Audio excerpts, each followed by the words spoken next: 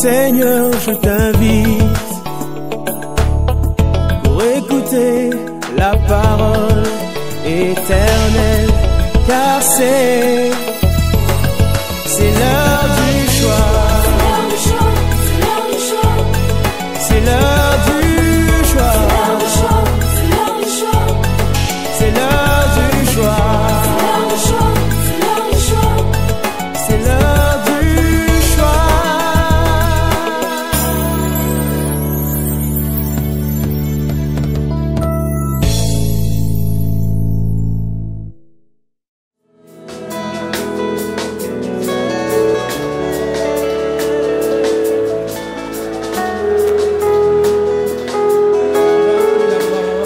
Alléluia. Les hauteurs doivent tomber. Les forteresses s'écrouler. Jésus a vaincu. Tu as vaincu. Tu as vaincu la mort. Tu as vaincu le monde. Tu as vaincu le péché. Tu as vaincu, tu as vaincu, tu as vaincu.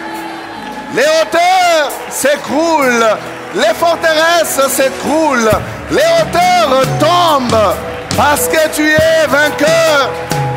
Jésus est vainqueur. Alléluia.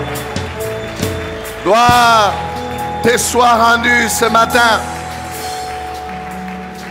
Gloire, honneur, puissance à toi, les dieux de gloire, le roi puissant, le puissant guerrier. La victoire t'appartient. La victoire est à toi et personne ne peut te l'arracher. Tu as vaincu. Tu as vaincu. Tu as vaincu. Merci Seigneur. Merci pour ta présence. Ta présence est bonne. Ta présence est merveilleuse. Dans ta présence, tu donnes au-delà de ce que nous pouvons penser, imaginer. Tu déverses tes grâces. Tu nous renouvelles ta bonté. Tu nous renouvelles ta force. Tu nous exauces dans ta présence. Tu nous rends plus que vainqueurs. Tu nous permets de relever la tête. Alléluia. Merci Seigneur. Nous voulons t'entendre Seigneur. Parle-nous. Nous t'écoutons. Au nom de Jésus, nous prions ainsi et nous disons tous Amen. Amen. Amen. Alléluia. Alléluia. La joie du Seigneur, c'est notre force. Amen. Dieu est bon en tout temps. Quand les temps changent, Dieu reste bon. Amen. Que son nom soit béni. Il nous donne le temps de l'écouter, que ce soit lui qui parle. Loin de moi la pensée de me considérer spécialiste de la parole. Non. Bien-aimé, j'ai toujours besoin de la grâce de Dieu et de vos prières. Amen. 1 Samuel 17, 47 à 49. 1 Samuel 17, 47 à 49. Je lis pour nous tous. Et toute cette multitude saura que ce n'est ni par l'épée, ni par la lance que l'Éternel sauve, car la victoire appartient à l'Éternel. Et il vous livre entre nos mains. Aussitôt que le Philistin se mit en mouvement pour marcher au-devant de David, David courut sur les champs de bataille à la rencontre du Philistin. Il mit la main dans sa gibecière, il prit une pierre et la lança avec sa fronde. Il frappa le Philistin au front. Et la pierre s'enfonça dans le front du Philistin, qui tomba le visage contre terre. Amen. Proclamons notre texte de l'année, Matthieu 6, 9 à 10. Notre Père, que ton nom, que ton règne, que ta volonté, comme au ciel. Est-ce qu'on a bien confessé cela? On entend qu'une petite portion de l'assemblée. Est-ce que nous tous, nous pouvons confesser cela? Notre Père, Que ton nom soit sanctifié, que ton règne vienne, que ta volonté soit faite sur la terre comme au ciel. Amen. Bon appétit. Alléluia. Que le Seigneur soit béni. QTRV 8. QTRV 8. Que ton règne vienne 8. Nous sommes en train de répondre aux questions. Quand Dieu règne, qu'est-ce qui arrive? Qu'est-ce qui se passe? Qu'est-ce qu'il fait? Dimanche passé, nous parlions, quand Dieu règne, il y a la paix. Et aujourd'hui, nous donnons une autre réponse quand Dieu règne. Quand Dieu règne, c'est la victoire. Quand Dieu règne, c'est la victoire. Nous ne disons pas il y a, nous disons c'est. Nous affirmons qu'elle est là. Quand Dieu règne, c'est la victoire. Amen. Quand Dieu règne, c'est la victoire. La victoire, voilà un mot très, très important, très capital pour les chrétiens. D'ailleurs, pour plusieurs, pour les humains, la victoire. Elle est désirée, la victoire. Elle est souhaitée, elle est cherchée, recherchée. Plusieurs d'entre nous veulent la victoire. La victoire, c'est quoi? C'est l'avantage que l'on a dans un combat. C'est le dessus que l'on prend sur son adversaire. La victoire. Quand vous combattez, vous êtes dans un état de conflit et que vous avez le résultat, vous l'avez emporté, vous avez la victoire. Amen. La victoire, c'est une sorte de suprématie que l'on impose sur la contestation. Quand vous imposez la supériorité, quand vous apportez la suprématie, vous avez le dessus et l'autre est en dessous. Il vous obéit. Celui qui est dans la défaite est soumis à celui qui a la victoire. Amen. Oh, amen. J'ai dit que celui qui est dans la défaite est soumis à celui qui a la victoire. Donc, bien aimé, si la plupart d'entre nous, nous sommes dans la défaite, il nous faut rechercher la victoire. Amen. Renversons la vapeur, renversons la tendance. Il semble que plusieurs sont plus dans la défaite que dans la victoire.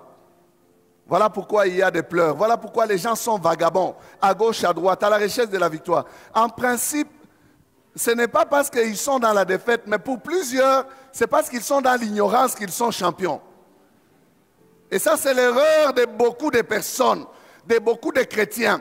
Certains chrétiens sont passés par des gymnastiques spirituelles alors qu'ils ne devaient pas y passer.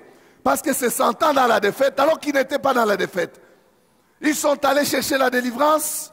Ils sont allés s'enterrer cherchant la profondeur. Je ne sais pas c'est où qu'on entre. Je vais en profondeur. Tu vas où? Je cherche la profondeur. Ils ont cherché la profondeur de la profondeur alors qu'ils étaient déjà dans la profondeur de Christ. Mais ils ne comprenaient pas.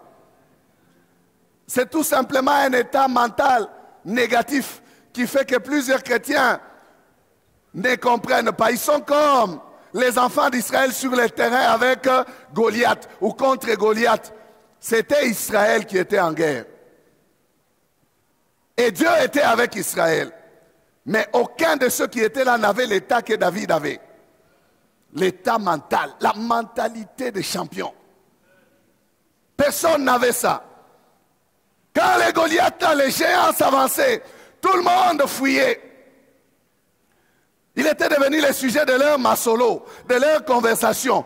As-tu vu ces géants s'avancer? Oh, nous avons peur. Quand ils s'avancent, aucun d'entre nous ne peut aller se présenter devant lui. Aucun. Aucun de ceux d'Israël. Ça a pris 40 jours, bien-aimés. 40 jours. Pourtant, ils étaient de la race des champions. La victoire. Je disais que il semble que plusieurs sont du côté de la défaite que de la victoire. Il y a plus d'abonnés dans la défaite que dans la victoire. Ce matin, ma prière est que les choses changent. Amen. Que vous puissiez vous mettre là où le Seigneur vous met. Que vous puissiez vous considérer comme le Seigneur vous considère. Des enfants, des dieux champions. Des enfants de Dieu plus que vainqueurs. Amen. Que le Seigneur bénisse notre modérateur. Vous savez, le modérateur doit modérer par l'Esprit, chercher les cantiques par l'Esprit. Tous les cantiques, c'est des cantiques de la victoire. Et le message, c'est la victoire. C'est le Saint-Esprit. On ne dit pas au modérateur, voilà, tu vas chanter tel chant et tel chant. Non. Le Saint-Esprit l'inspire. Amen. Nous sommes nés de Dieu pour vaincre. Amen. Ne regardez pas à la terreur que vous constatez sur terrain. Non. Regardez à votre position. En fait, je disais, le règne de Dieu lui-même est un règne de victoire. Le règne de Dieu n'est pas un règne de défaite. Non. Quand Dieu règne, c'est la victoire. Le fait que Dieu entre en scène dans une vie, dans une maison, dans une nation, dans un pays, dans un royaume, la victoire est déjà là. Quand Dieu règne, c'est la victoire. Fini la défaite. Dieu vient avec la victoire. Quand il se manifeste, il vient avec la victoire. Ce qu'il met en vue, c'est la victoire. Dieu établit sa supériorité là où il règne. Je vous ai dit ici que là où Dieu n'est pas fait Seigneur, là où on ne laisse pas Dieu gouverner, Dieu ne règne pas.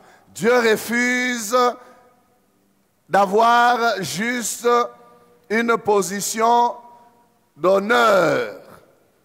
Dieu veut gouverner.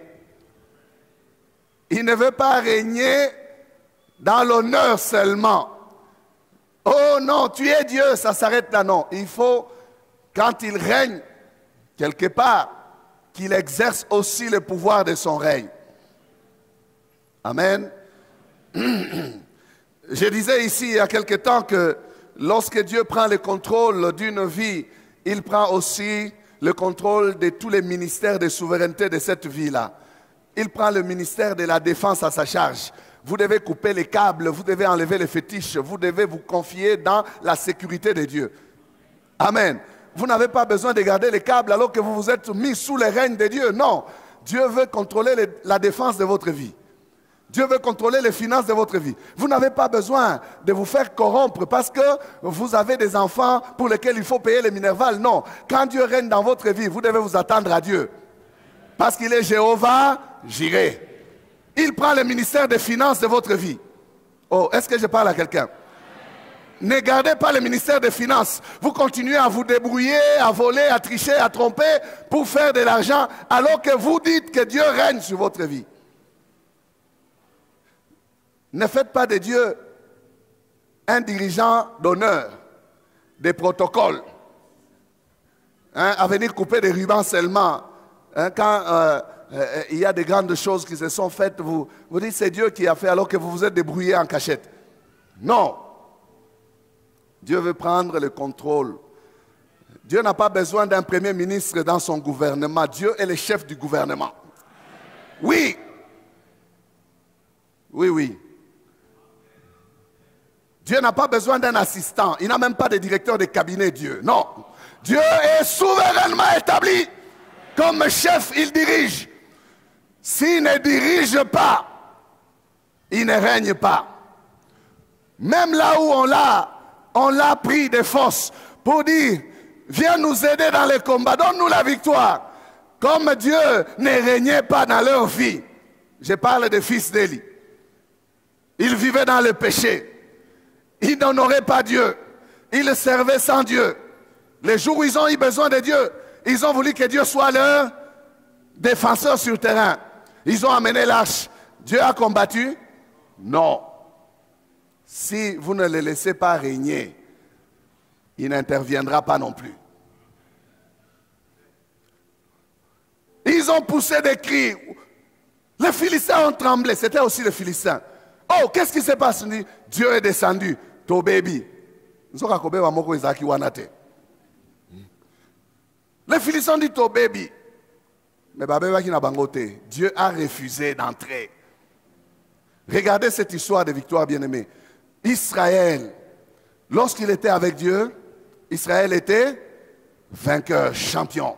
Mais lorsqu'Israël abandonnait Dieu, Israël était dans la défaite et ses ennemis dominaient sur lui. Voilà, les livres des juges, c'est un cycle. Défaite, victoire, repentance. Défaite, victoire, repentance. Donc, lorsque vous êtes dans la défaite, il crie à Dieu. Dieu envoie un juge, un libérateur. Qu'est-ce qu'il fait? Il délivre le peuple, il rentre dans la victoire. Dans la victoire, on finit par s'habituer. On croit que Dieu est devenu notre copain. On laisse les choses, on ne se sanctifie plus. On reprend les mêmes anciens péchés. Et qu'est-ce que Dieu fait? Dieu s'éloigne. Et si Dieu s'éloigne, qu'est-ce qui arrive? L'ennemi prend le dessus. L'ennemi domine encore. Lorsqu'il se rend compte que la misère est grande, il crie encore à l'Éternel. C'était un cycle comme ça. Et il tournait, et il tournait, et il tournait. Faisons attention. Faisons attention. Dieu veut régner. Et quand il règne, si vous lui laissez le règne, laissez-lui régner, vous verrez sa victoire. Quand il règne, c'est la victoire. Amen. Dieu veut exercer son pouvoir sur nous. Quand il prend rendez-vous avec Jacob à Bethel, quand il lui dit « monte à Bethel », Dieu lui dit aussi « ôtez les dieux étrangers ». Il lui dit « monte à Bethel », mais il lui dit aussi « ôtez les dieux étrangers ». Je viens prendre le pouvoir dans tous les aspects de votre vie. Je ne veux voir aucun dieu étranger.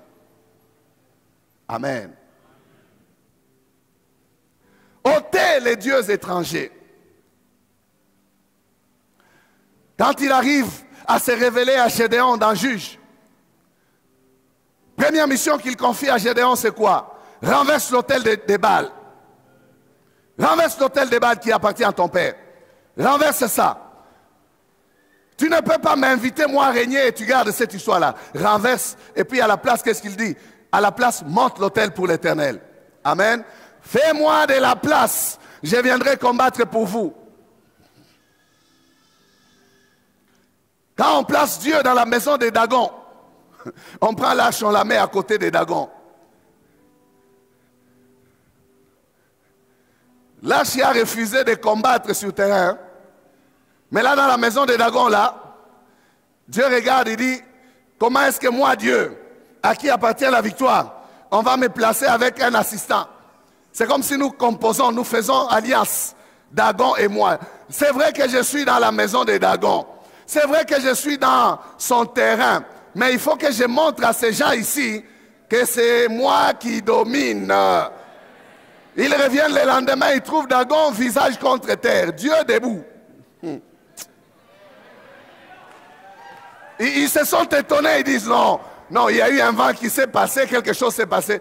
Ils récupèrent Dagon, ils le remettent à sa place. Dieu dit, je dois être le seul maître à bord, même dans ton temple. Toi, Dagon, tu n'as pas droit à te tenir à mes côtés. Le soir, Dieu dit, je te casse maintenant. Hier, j'ai eu pitié de toi, aujourd'hui, je te casse. Il les renverse, il les casse la tête s'en va là-bas, le corps s'en va là-bas. Quand les Philistins reviennent demain, ils disent, non, cet homme est terrible, sortons cette arche d'ici. Et vous savez ce qu'ils ont commencé à faire? Comme leur maître, la tête est allée là-bas, hein, ce sont eux qui ont commencé cette histoire à se tourner quand il faut entrer dans les temples. C'est que les autres là qui sont dans les noirs font pour entrer. Les Philistins avaient commencé ça là-bas. Parce que la tête de leur Dieu était tombée là-bas.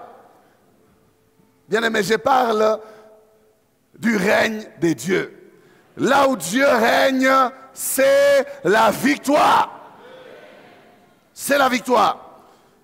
Il n'a pas besoin d'un assistant, notre Dieu. Non.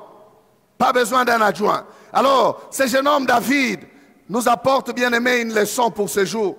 David va déclarer cette parole que nous avons lue. Et toute cette multitude saura que ce n'est ni par l'épée, ni par la lance que l'Éternel sauve. Car la victoire appartient à l'Éternel. Regardez son assurance. Il n'a pas beaucoup insisté, il a dit une seule fois. Il dit que la victoire appartient à qui? À l'Éternel. La victoire appartient à qui? À l'Éternel. Et dit, si vous ne les savez pas, vous les saurez aujourd'hui. Si vous ne les comprenez pas, vous allez les comprendre aujourd'hui. Vous les Philistins, vous saurez, et toute cette multitude saura que ce n'est ni par l'épée, ni par la lance que l'Éternel sauve. Pourquoi? Parce que la victoire lui appartient. La victoire appartient à l'Éternel. La victoire est à Dieu. Elle réside entre ses mains. Pour lui, il n'a pas besoin de guerre pour l'établir. Dieu peut faire à ce que la victoire s'établisse de plusieurs manières. Dieu n'a pas besoin d'épée ou de lance pour imposer la victoire, non. Et ça, David savait. C'est ce qui est intéressant avec un homme qui a la révélation. Il a toujours une longueur d'avance sur ceux qui n'ont pas de révélation. Il sait des choses que même Saül ne connaît pas. Saül était sur ce terrain depuis avant que David ne vienne. Chose grave encore, David n'est qu'un jeune homme mais ouin. Un jeune homme avec l'onction de Dieu sur lui. David dit que l'Éternel n'impose pas la victoire par l'épée ou par la lance. Ce n'est pas par ces choses-là que Dieu sauve. Dieu sauve parce que la victoire est à lui. Il est Dieu. Il est le Créateur. Il peut faire à ce qu'un géant comme Goliath soit terrassé par un petit comme David. Que dis-je? Est-ce réellement David qui a vaincu Goliath? Regardez l'affirmation de David. Le moyen avec lequel Goliath a été terrassé, bien-aimé, nous enseigne qu'il y avait une main puissante derrière David. Et David l'a confessé, il a dit c'est au nom de l'Éternel, n'est-ce pas? Au nom de l'Éternel. David n'avait pas assez de force. On a dit de lui qu'il n'est même pas un homme de guerre. Goliath était un homme de guerre depuis son enfance. Mais David était un jeune homme. Il n'est pas un vaillant héros. Sur le plan des muscles, à comparer la taille de Goliath et la taille de David, il n'y a pas match. Il n'y a pas match. Mais David a amené quelque chose que les autres ont négligé. David a dit, moi je m'avance contre toi au nom de l'Éternel que tu as osé insulter. Ceux qui étaient là d'Israël, ils avaient des armes, mais ils n'ont pas pu combattre. Ils avaient des épées et des lances. Ils avaient des boucliers. Saül avait une armure, mais il n'a pas combattu contre Goliath. Il y avait là des généraux, des hommes de guerre. Ils allaient de réunion en réunion chaque soir. Après avoir été terrassés par Goliath, ils se retrouvaient dans les rencontres de l'état-major pour monter des stratégies. Comment faire pour répondre aux défis de ces géants? Qui est-ce que nous allons envoyer qui va nous représenter et nous accorder la victoire? Que faire? Ils avaient des stratégies. Ils avaient tous leurs arsenaux militaires. Mais il manquait quelque chose. Il manquait ce que David a amené. Le nom de l'Éternel. Alléluia. David vient sur terrain avec plus que des armes. David vient avec l'Éternel. Il vient avec celui à qui appartient la victoire. David apporte la différence. Il apporte la différence, David. Personne n'a pensé que la victoire appartenait à Dieu. Ils étaient terrorisés, découragés. Ils s'enfuyaient. Mais il n'y a que David qui avait ça dans sa tête. David a placé le combat à ce niveau-là. Il a placé le combat sur ce terrain-là. David a fait la différence de ses frères d'Israël.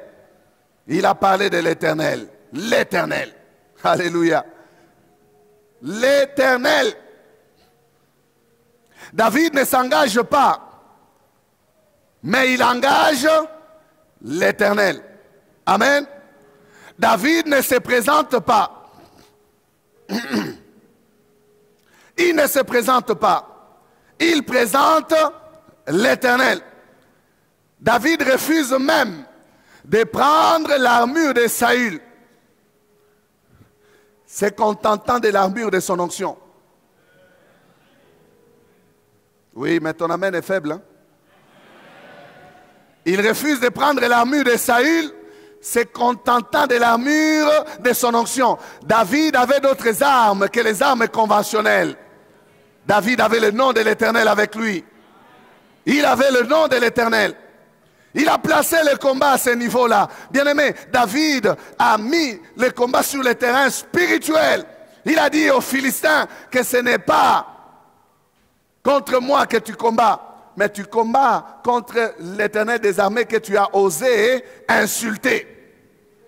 Il oppose Goliath contre l'Éternel. Lui ne devient qu'un instrument. Il ne devient qu'un instrument. Il ne s'engage pas. Il engage Dieu. Il engage l'Éternel. Il ne peut pas prendre l'armure de Saül. Il se contente de l'armure que Dieu lui a revêtue, dont Dieu l'a revêtue. L'armure de son onction. Il est le seul dans tout Israël à pouvoir comprendre ces choses de cette manière-là. Le seul. Le seul. Quand il place Goliath au niveau de l'Éternel, le combat était déjà perdu pour Goliath. Goliath n'avait pas un problème contre un homme, il avait un problème contre Dieu. Le combat est au Seigneur. Alléluia. Pour ceux qui lui appartiennent, ils doivent savoir que le combat de leur vie est au Seigneur. Bien-aimés, les combats de votre vie, si vous êtes enfant de Dieu, ne sont pas vos combats. Ce sont des combats de l'Éternel. Quand Dieu règne, c'est la victoire. Ce jeune homme dit, vous saurez que la victoire appartient à l'Éternel. La victoire appartient à l'Éternel. Alors, quel est le secret de la victoire donc? Quel est le secret de la victoire? Le secret de la victoire est simple, c'est d'être en communion avec Dieu. Dieu étant propriétaire de la victoire, écoutez, considérez la victoire comme toutes les autres grâces, comme toutes les autres bénédictions que vous recherchez. Les gens recherchent la bénédiction matérielle. Ils vont la chercher chez qui? Chez Dieu. Mais si vous recherchez la victoire, cherchez-la auprès de Dieu. Vous recherchez la guérison, vous la cherchez auprès de qui? De Dieu. Si vous recherchez la victoire, cherchez-la aussi auprès de Dieu. Oh, est-ce que je parle à quelqu'un? La victoire lui appartient.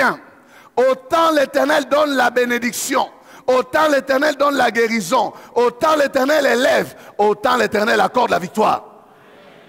La victoire lui appartient, elle est à lui. Le secret de la victoire, c'est tout simplement être en communion avec Dieu. La victoire, bien-aimé, n'est donc pas le fruit de l'expérience. Non, ce n'est pas le fruit de l'expérience. Ils ont dit de David, tu es un enfant. L'autre est là, c'est un homme de guerre depuis son enfance. Mais écoutez comment il parle. Il dit c'est un homme de guerre depuis son enfance. Mais pourquoi est-ce qu'on va négliger l'enfance de David? Goliath a commencé quand? David peut dire aussi, moi aussi je commence aujourd'hui. Parce que je suis avec l'Éternel, je commence maintenant. Écoutez, il n'y a pas une question d'âge dans les choses spirituelles. Hein? Ce n'est pas une question d'expérience. C'est une question de qui avec, hein, de celui avec qui tu marches. Tout le monde avait négligé celui que David vient de présenter là. Tout le monde l'avait négligé. Mais c'est un enfant qui apporte la révélation que le combat appartient à l'Éternel. Que la victoire lui appartient. Il faut respecter certains jeunes. Hein? Je parle des jeunes. Je parle de la jeunesse. Ah oui, si un jeune a la chose de Dieu, il faut le laisser. Il faut accepter. Il ne faut pas dire tu es trop jeune. Mais encadrez-les. Amen. Encadrez-les. Ne dites pas tu es trop jeune. Va de côté. Son grand frère voulait l'éliminer. Il dit je connais ton orgueil. Mais heureusement que la Bible dit que David se détourna de lui. Jeune homme, détourne-toi de ceux qui veulent t'empêcher. Hein? Ne sois pas orgueilleux, mais détourne-toi. Amen. La victoire n'est donc pas le fruit de l'expérience, mais c'est le résultat de la présence de Dieu dans le combat. Si vous amenez Dieu avec vous, vous faites la différence, vous ferez la différence.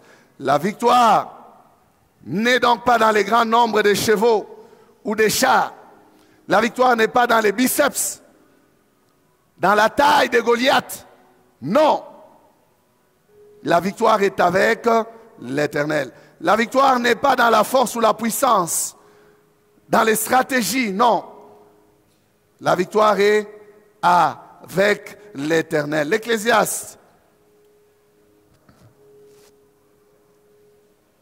L'Ecclésiaste nous dit ceci, chapitre 9, verset 11. J'ai encore vu sous le soleil que la course n'est point aux agiles, ni la guerre aux vaillants, ni les pains aux sages, ni la richesse aux intelligents, ni la faveur aux savants, car tout dépend pour eux des temps et des circonstances. Amen. Donc, qu'est-ce que cet homme sage est en train de dire? Et il dit que ce n'est pas parce que vous avez la force que vous avez nécessairement la victoire. Un petit peut vous tabasser. Parce qu'en voulant les frapper, vous pouvez glisser. Circonstance. Vous avez des petits, non, non. Circonstance. Oh. Mais oui. Ce n'est pas parce que vous courez bien, oh non, j'ai le souffle que vous allez gagner la course. À 30 mètres de l'arrivée, les genoux déboîtés, vous commencez à faire. J'ai suivi un athlète qui est arrivé au quart de finale d'une compétition. C'est notre frère, là, les Français. Là. Il est revenu, il devait jouer la demi-finale, mais il est revenu devant la foule, il s'est excusé, il a dit, j'ai un problème avec ma santé. Je crois que c'est sa cheville qui lui a fait des problèmes. Circonstance. Dites à votre voisin, circonstance. Faites attention. Il y a des gens qui ont tout préparé, tout planifié. Ils disent, je vais y parvenir, je vais terminer, j'aurai la victoire. Circonstance. L'homme est souvent exposé au temps et aux circonstances. Alors, pour éviter, bien-aimés, les désagréments des temps et des circonstances, soyez en harmonie avec le maître des temps et des circonstances. Si vous êtes en harmonie avec le maître des temps et des circonstances, il disposera en votre faveur des bons moments, des bonnes circonstances. Il fera à ce que tout concourt à votre bien. Même les mauvaises circonstances, il les changera en bonnes circonstances. Ça sera des opportunités pour vous. Cet homme dit, tout dépend pour eux des temps et des circonstances. Vous ne pouvez pas changer les temps et les circonstances, mais il y en a un qui change. Si vous êtes son allié, il pourra changer. Les gens qui ont connu la défaite là où vous arrivez vont s'attendre à ce que les mêmes circonstances passent par chez vous. Mais ils seront étonnés de voir que les temps et les circonstances ont changé. Ils vont devenir favorables pour vous. Amen.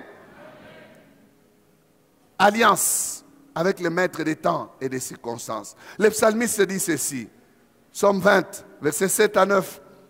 Ceux-ci s'appuient sur leurs chars, ceux-là sur leurs chevaux. Nous invoquons le nom de l'Éternel, notre Dieu. Eux, ils plient et ils tombent. Nous tenons ferme et restons debout. Alléluia. Malgré le nombre de chars et de chevaux, ils plient et tombent. Quelle que soit la puissance de l'homme, il ne peut pas se dire qu'il est à l'abri. Non.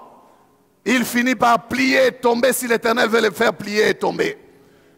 Mais Dieu marque la différence. Il dit, pour ses enfants, il dit nous. Cet homme parle, il dit de nous. Nous invoquons l'Éternel des armées. Nous faisons quoi? Nous invoquons le nom de l'Éternel notre Dieu. Eux, ils plient, ils tombent. Nous tenons ferme et restons debout. La victoire est de quel côté? Du côté de ceux qui ont des chars et des chevaux? Non. Regardez avec Israël. Israël est en train de sortir de l'Égypte. Qu'est-ce que Pharaon dit? Je vais les poursuivre et je vais les atteindre. Pharaon se décide de poursuivre Israël avec des chars et des chevaux, des chars et des cavaliers. Israël panique et tremble. Bien-aimé, encore là, une fois, l'état d'esprit. Combien de fois nous paniquons pour des choses pour lesquelles nous ne devions pas paniquer? Tout simplement parce que nous voyons le commencement du match ou du combat, nous paniquons. Mais nous ne voyons pas la fin. Dieu va dire à son peuple, les Égyptiens que vous voyez là, vous ne les verrez plus. Pendant qu'ils étaient en train de trembler, Moïse, regarde derrière nous, on entend les bruits des chars. Gardez votre silence. L'Éternel combattra pour vous. Celui à qui appartient la victoire et celui qui règne sur vous va combattre pour vous. Il n'a pas besoin des chars pour combattre ceux qui ont les chars. Il n'a pas besoin des chevaux pour combattre ceux qui ont des chevaux. La victoire lui appartient. Son peuple est resté debout pendant que ceux qui étaient sur des chars ont été engloutis par la mer. Ils ont été engloutis par la mer, bien-aimés. Pourquoi? Parce que la victoire appartient à l'Éternel. La victoire appartient à l'Éternel. Oh, lisez les guerres de la Bible. Vous verrez que Dieu a plus d'un tour dans son sac. Certains combats, Dieu a fait seulement secouer des montagnes. Des grosses pierres sont tombées sur les adversaires d'Israël. Et ils ont fui.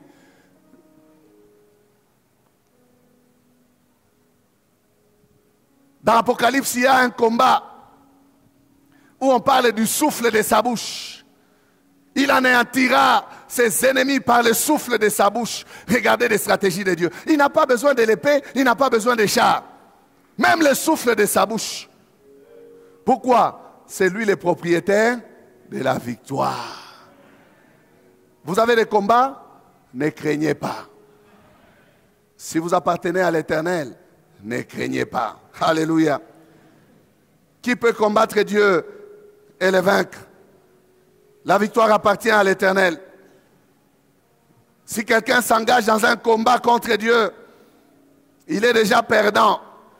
Il est déjà dans la défaite. Mais je peux affirmer aussi que si quelqu'un combat ceux sur qui Dieu règne, il est aussi déjà perdant. Oui, Gamaliel savait cela. Il a parlé de la race des disciples de Jésus. Il a dit, si ces hommes, si Dieu est dans cette affaire, ne courez pas les risques de combattre contre Dieu. Il a mis en garde ces gens pour dire, combattre ces disciples-là, c'est combattre contre celui qui est derrière eux. Laissez-les. Alléluia. Laissez-les.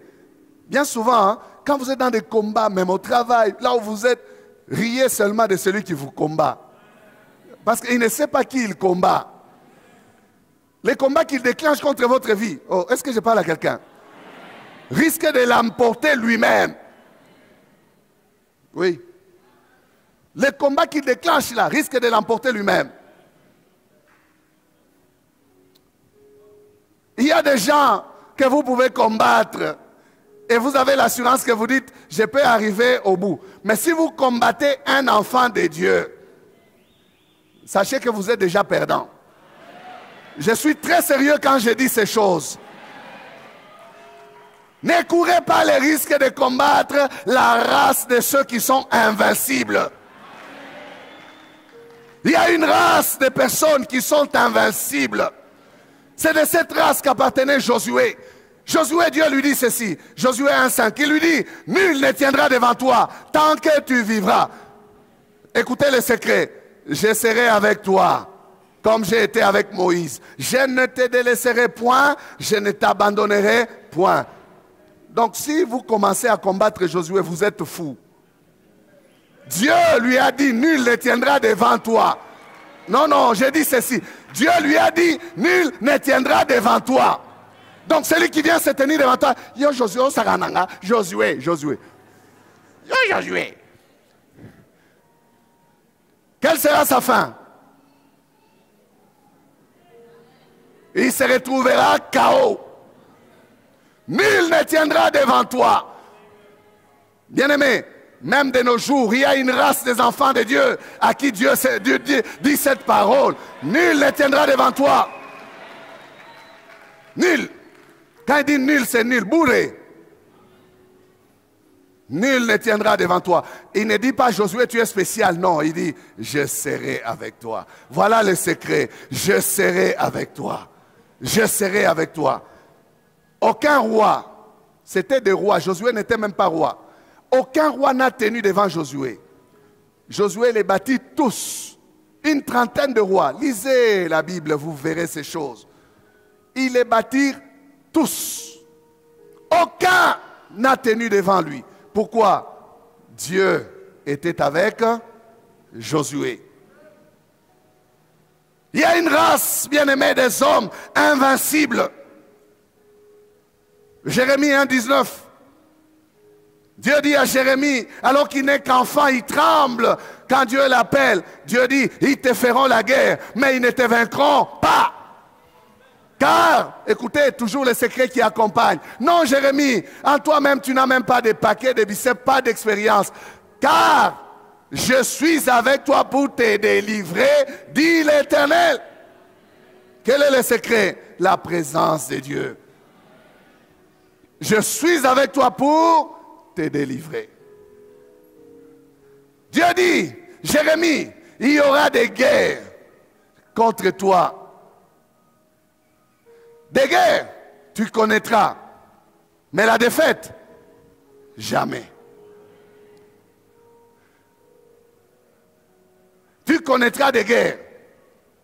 Ne dis pas, oh, Dieu m'a abandonné. Pourquoi il y a trop de guerres dans ma vie? Il y a des gens qui raisonnent comme ça. Encore une fois, c'est la position mentale. Quand il voit la guerre, il a peur, il dit, c'est fini. Moi, Dieu m'a déjà laissé. Non. Les guerres, tu connaîtras. Mais les conclusions des guerres seront toujours en ta faveur. La défaite, tu ne connaîtras pas. La défaite, tu ne connaîtras pas. Mardoché était de cette race-là. C'est même pas Dieu qui a parlé de Mardoché. Non, ce sont les amis du méchant Aman. Quand Aman rentre, il parle à ses amis, à sa femme. Il dit, voilà ce que je viens d'expérimenter. J'ai couru devant Mardoché. J'ai crié, c'est ainsi que l'on fait à l'homme que le roi veut honorer. Ses amis ont dit, Caca.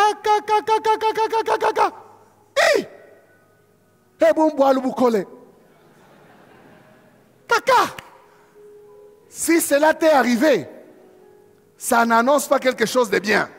Il dit, si c'est Mardoché devant lequel tu as commencé à tomber et de la race des Juifs, waouh, la race des invincibles, il dit ceci, ce n'est pas lui qui tombera devant toi, c'est toi.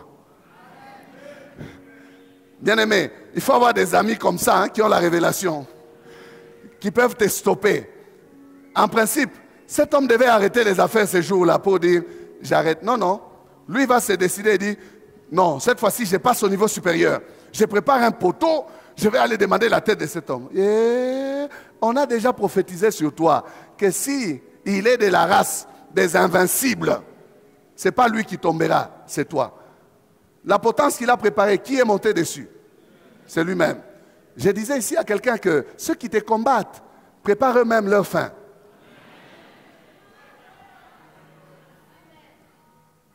Oh, il faut qu'on fasse tout pour qu'il quitte ce travail. Tu vas le voir partir, toi tu vas rester. Amen. Dans le Nouveau Testament, cette race des invincibles est là. 2 Corinthiens 2,14. Grâce soit rendue à Dieu qui nous fait toujours triompher. Que quelqu'un souligne cela. Qui nous fait toujours triompher en Christ. Là aussi le secret est là. En Christ. Et qui répand par nous en tout lieu l'odeur de sa connaissance. Dieu nous fait toujours triompher. Où? En Christ. Le secret c'est d'être en Christ. Oui, nous avons bien lu. Dieu dit, toujours triompher. Toujours triompher. Hier, victorieux. Aujourd'hui, victorieux. Demain, victorieux.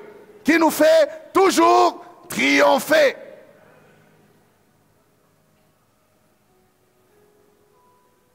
Toujours, c'est toujours. Toujours est différent de souvent, de quelques rares fois.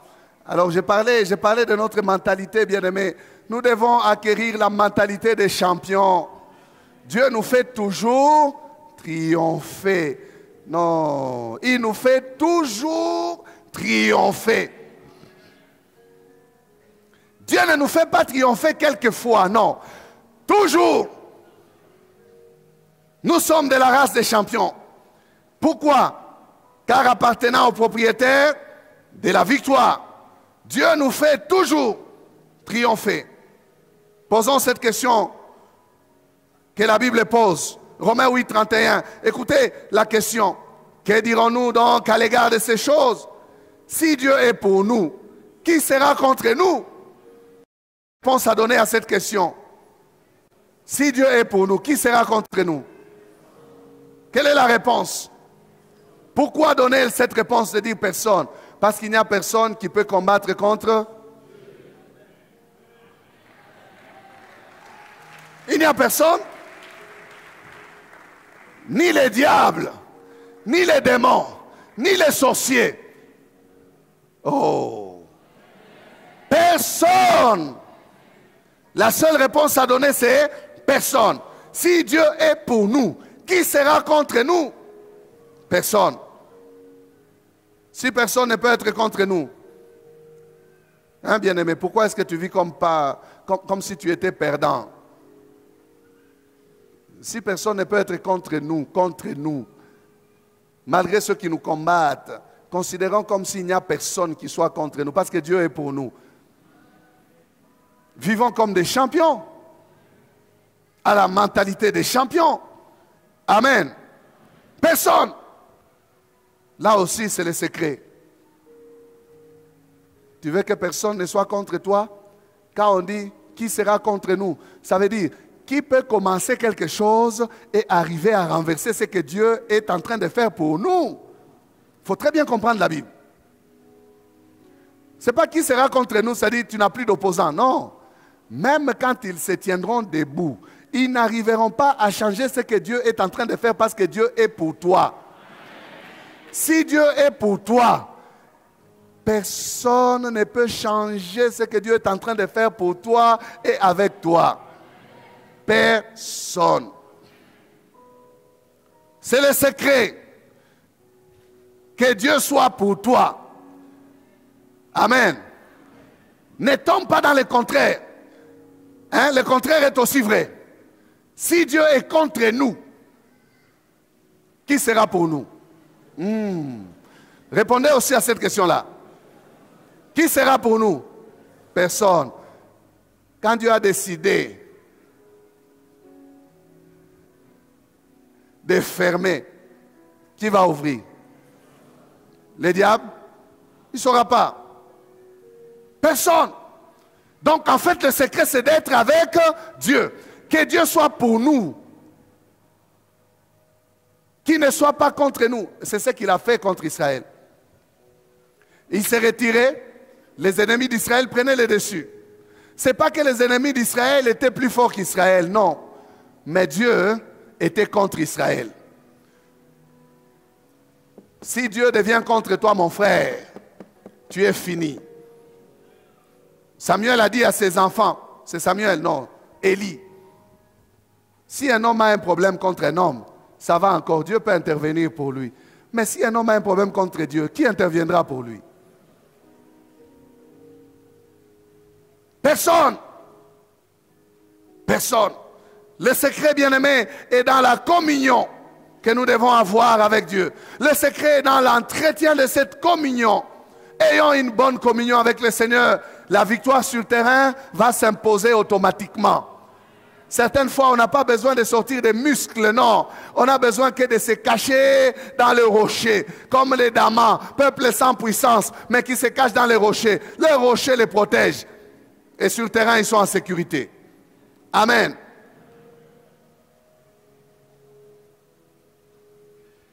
Une autre question.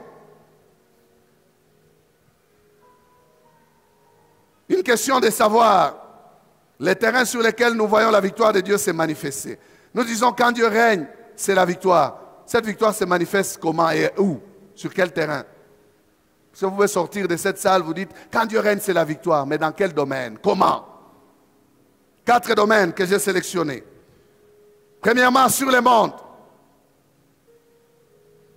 1 Jean 5, 4. Parce que tout ce qui est né de Dieu triomphe du monde. Et la victoire qui triomphe du monde, c'est notre foi. Amen. La victoire qui triomphe du monde, c'est notre foi.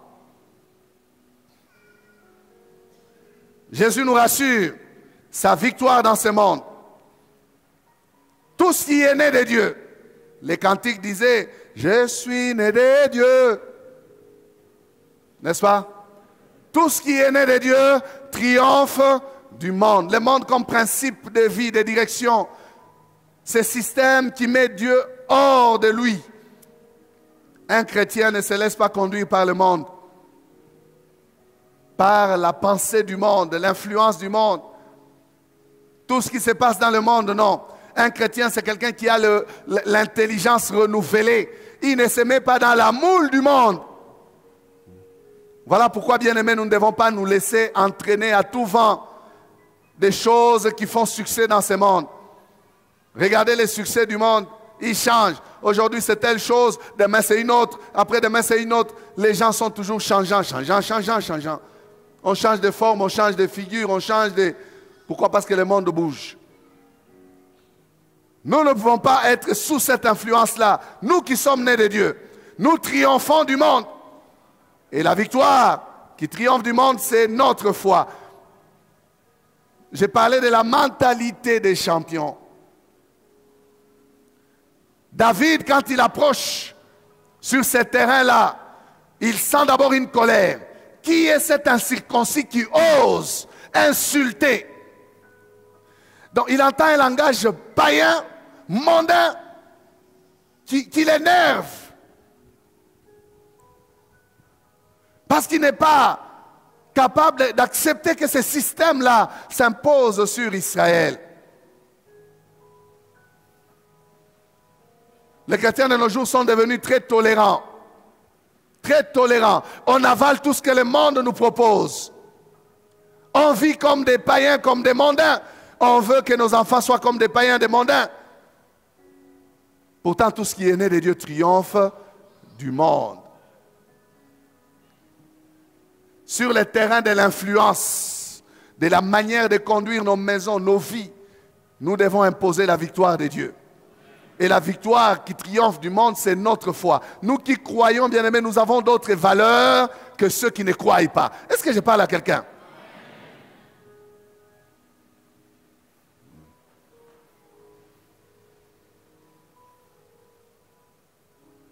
On ne peut pas accepter les mêmes valeurs que ce que le monde accepte. Non. Non. L'actualité au pays, c'est la corruption. On ne peut pas accepter la corruption. Ne dites même pas comme ils disent, oh, bah, Pessiozoua. Non. Si on te donne l'argent de la corruption, ne prends pas. Non, non, non, non, prends. Prends pourquoi? Si tu prends, tu t'es vendu, tu es déjà fini. J'ai dit ici que celui qui est dans la défaite est soumis à celui qui est dans la victoire. Ne te mets pas sous un joug, bien-aimé. Tu vas te sentir esclave parce que tu as déjà pris des cadeaux. Les cadeaux corrompent. Ça aveugle même les yeux des grands, les présents. Mentalité des champions. C'est contentant de ton salaire. Oh, est-ce que je parle à quelqu'un? Mentalité des champions. Les champions, ce n'est pas celui qui construit beaucoup de maisons, non. Les champions, c'est celui qui est propre devant Dieu. Regarde ton voisin, fais-lui ça. Mentalité des champions. Les champions, ce n'est pas celui qui semble réussir aux yeux des hommes, non. Mais les champions, c'est l'homme intègre. C'est lui qui vit honnêtement sa vie, qui gagne honnêtement son pain. C'est celui-là, les champions devant Dieu. La quinoiserie a rempli la pensée des Congolais. On a détruit la mentalité des Congolais.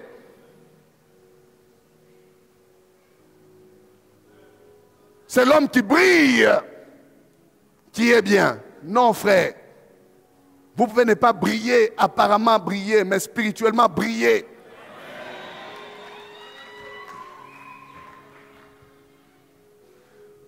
Où est l'intégrité? Où est la conscience, la bonne conscience de nos jours? Où est-elle? On accuse l'église au dehors, on dit, oh, c'est vous les églises, vous exagérez. Qui suit le message de l'église? Qui suit le message de l'église? L'église prêche la vérité. On dit on est chrétien, mais quand on fait les cours dehors, est-ce que c'est à l'église? Le terrain sur lequel nous devons imposer la victoire, bien-aimés, c'est le monde. Faites la différence. Faisons la différence. Notre Dieu nous accompagnera avec sa victoire. Amen. Deuxième terrain, c'est sur les diables et ses démons. Aujourd'hui, le combat n'est pas physique comme au temps de Goliath. Aujourd'hui, bien-aimés, nous ne combattons pas contre la chair et le sang, mais nous combattons contre les dominations, les puissances, les esprits méchants qui agissent dans les lieux célestes.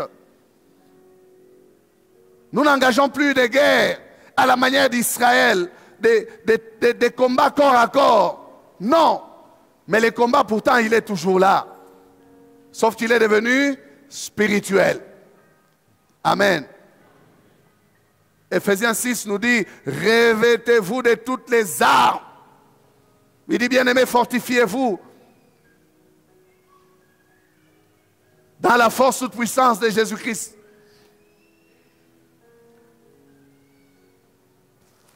Tout comme David s'était confié dans son armure spirituelle, nous avons aussi des armes spirituelles. Et l'apôtre nous dit que ces armes ne sont pas faibles, elles sont puissantes par la vertu de Dieu. Le Seigneur nous a donné le pouvoir. Luc 10, verset 19.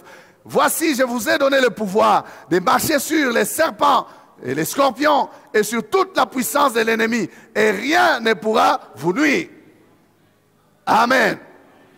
Vous êtes enfant de Dieu, vous avez le pouvoir de marcher sur les serpents, l'image du diable, sur les scorpions, l'image des démons, et sur toute sa puissance.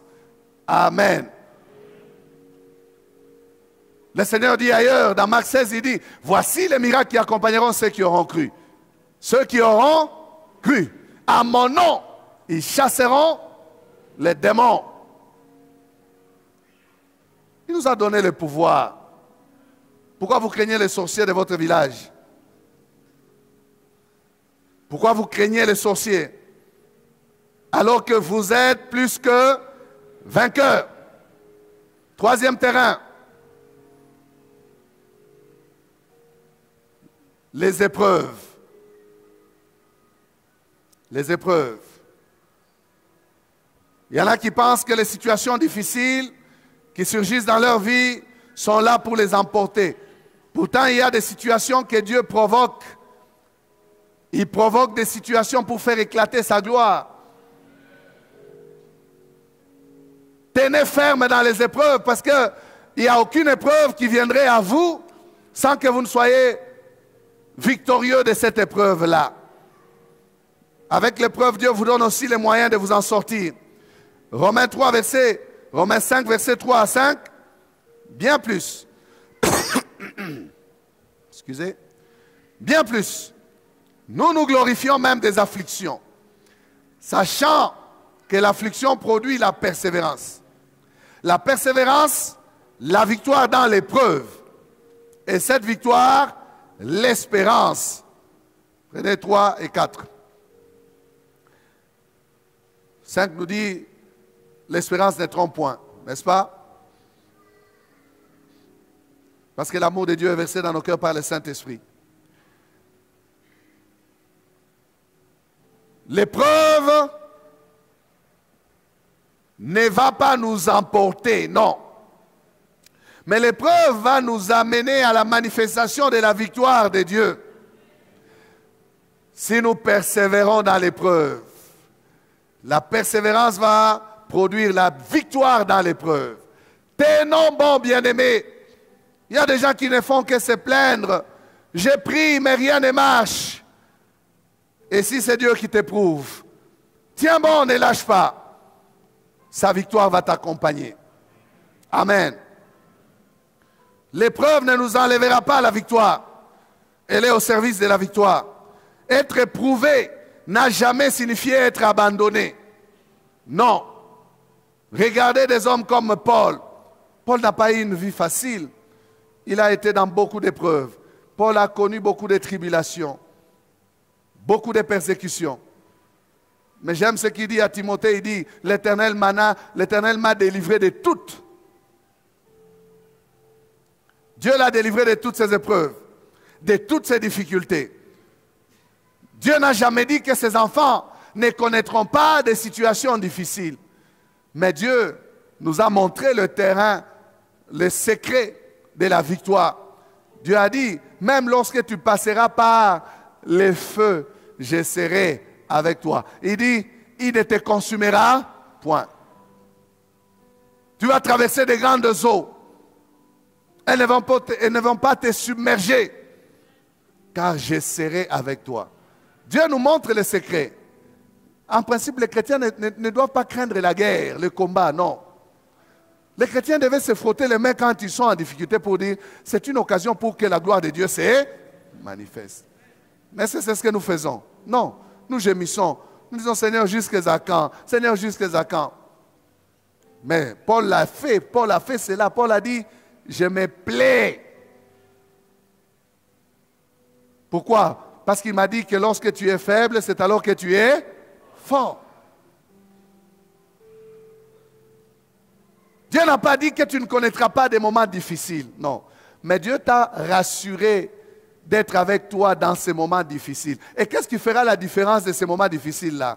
Les moments peuvent être difficiles, mais sa présence fera ce que les moments difficiles soient vivables. Amen. Elle fera ce que les moments difficiles soient vivables. Tu vas traverser.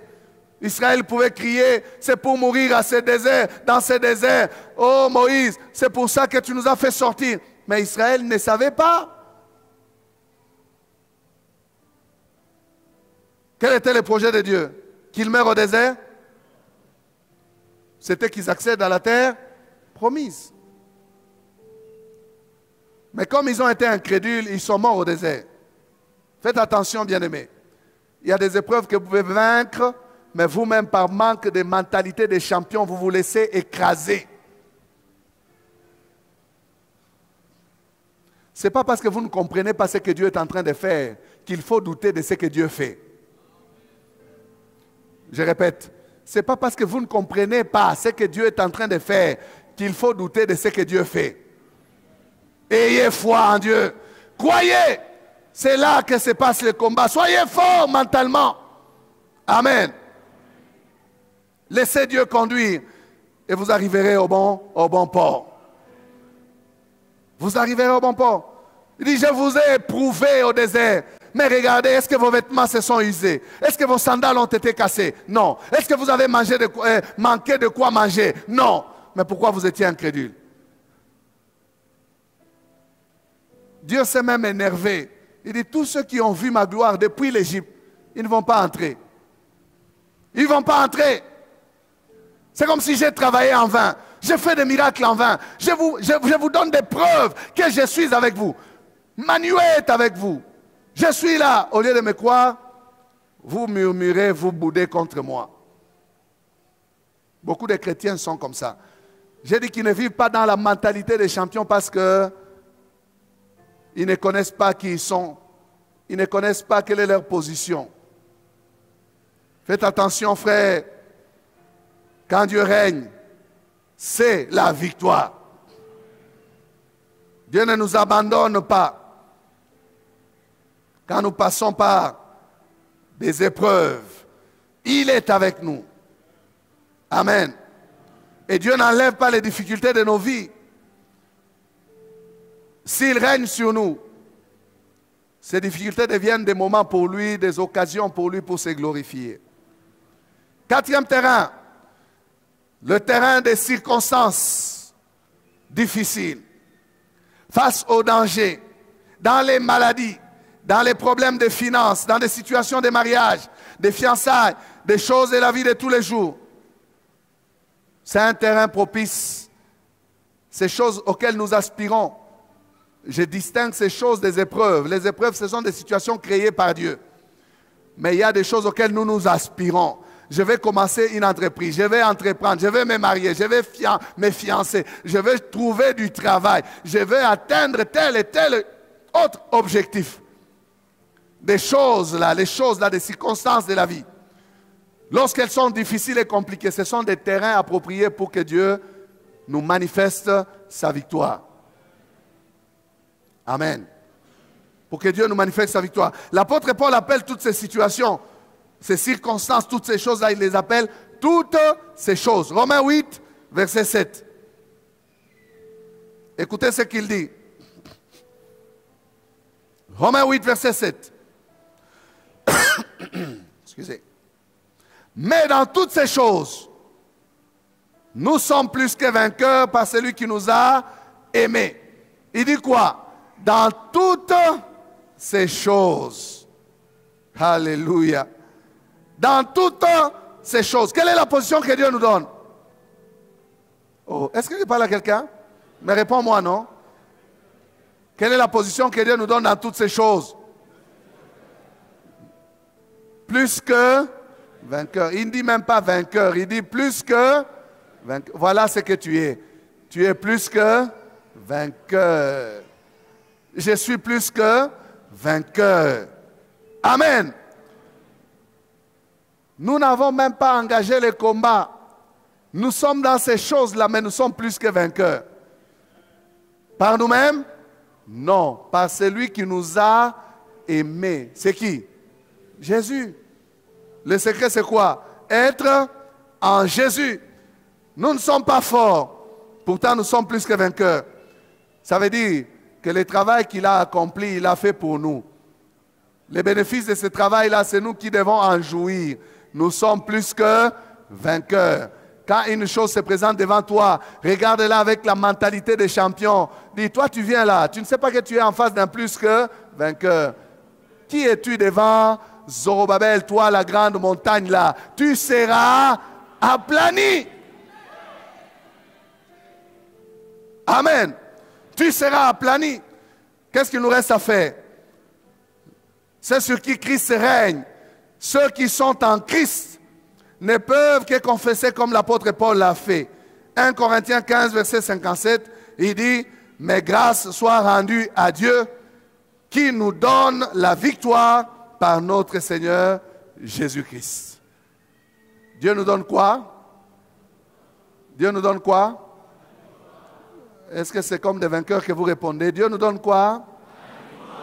Dieu nous donne quoi? La victoire par notre Seigneur Jésus-Christ. Amen. Si tu es en Christ, la victoire de Christ, c'est ta victoire. Dieu nous donne la victoire par notre Seigneur Jésus-Christ. Nous avons embrassé Jésus, nous avons embrassé sa victoire. Pas seulement les bénédictions, les miracles, même la victoire. Dans toutes sortes de combats et sur tout terrain. Parce que notre Dieu, si vous vous engagez dans un combat contre Dieu, ce n'est pas un problème de terrain. Vous allez au ciel, il vous bat.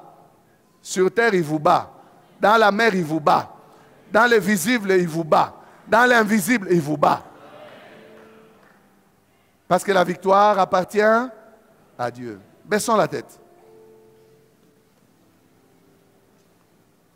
Quand Dieu règne, c'est la victoire. Oh, je ne sais pas, bien-aimé. Je ne sais pas quel est l'état de ton esprit. Quelle est ta mentalité? Est-ce que tu as la mentalité des champions? Grâce soit rendue à Dieu qui nous donne la victoire par notre Seigneur Jésus-Christ. Tu as compris ta position. Le temps est passé. Je te donne juste 3 minutes. Tu te mets debout et tu commences à bénir le Seigneur pour ce que tu as compris. Tu te mets debout et tu commences à bénir le Seigneur pour ta position de plus que vainqueur. Tu n'es pas un vainqueur.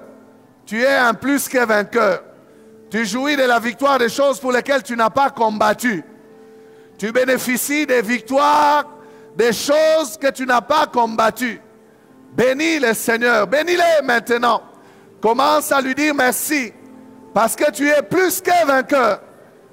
Grâce soit rendue à Dieu qui nous donne la victoire par notre Seigneur Jésus-Christ. Oui, chantons gloire, honneur, force, louange au Seigneur. Chantons gloire, honneur, force, louange au Seigneur. Alléluia, la victoire est au Seigneur. La victoire est à notre Dieu. Nous chantons gloire, honneur, force et louange au Seigneur qui nous fait toujours triompher en Christ, qui nous fait toujours triompher en Jésus. Merci pour la victoire. Quand ton règne est sur nous, Seigneur, nous sommes plus que vainqueurs. Quand ton règne se manifeste dans nos vies, nous sommes victorieux. Plus que vainqueurs, nous le sommes en Jésus. Nous sommes une race invincible. Une race invincible. Une race d'hommes et de femmes invincibles. Que dirions-nous donc à l'égard de toutes ces choses? Nous sommes plus que vainqueurs. Merci Seigneur. Merci notre Dieu pour ta parole. Oui, bien-aimés, nous voulons prier pour le secret de la victoire. Nous n'avons cessé de le dire et de le répéter. Le secret de la victoire, c'est la présence de Dieu. La communion avec Dieu. Si Dieu est pour nous, qui sera contre nous? Es-tu avec Dieu? Dieu est-il pour toi? Chacun va prier. Chacun d'entre nous va prier pour que Dieu soit pour lui. Sois du côté de Dieu. Que Dieu soit aussi de ton côté, dans ton camp, dans ton équipe. Alors, la victoire est possible. Élevons nos voix, prions. Celui qui a arrangé sa communion avec Dieu doit arranger maintenant. Le péché te fragilise. Le péché t'expose à la puissance de l'ennemi, à la victoire de l'ennemi. Prie pour ta communion avec Dieu. Le secret de la victoire, c'est la communion avec Dieu. La communion avec Dieu. La présence de Dieu dans notre vie. Merci Seigneur. Merci notre Dieu de rester de notre côté, d'être pour nous, de demeurer pour nous. Merci de te manifester et de manifester ta victoire. Merci de te révéler et de nous révéler, Seigneur, ton amour. Merci, Seigneur. Merci pour ta victoire. Merci pour ta présence. La victoire appartient à Dieu. Et nous voulons être avec Dieu. Et nous voulons être pour Dieu. Et nous voulons que Dieu soit pour nous. Pour que sa victoire s'impose. Merci pour ta parole, Seigneur. Tu gardes ton peuple dans la victoire. Victoire sur le monde. Victoire sur les péchés. Victoire sur les épreuves. Victoire sur les choses difficiles. Victoire sur les diables et tous ses acolytes. Victoire sur la sorcellerie. Seigneur, tu nous donnes la victoire. Merci parce que tu nous fais toujours triompher. et grâce te soit rendue parce que tu nous donnes la victoire en Jésus. Merci Seigneur Jésus. Amen. Amen. Gloire au Seigneur.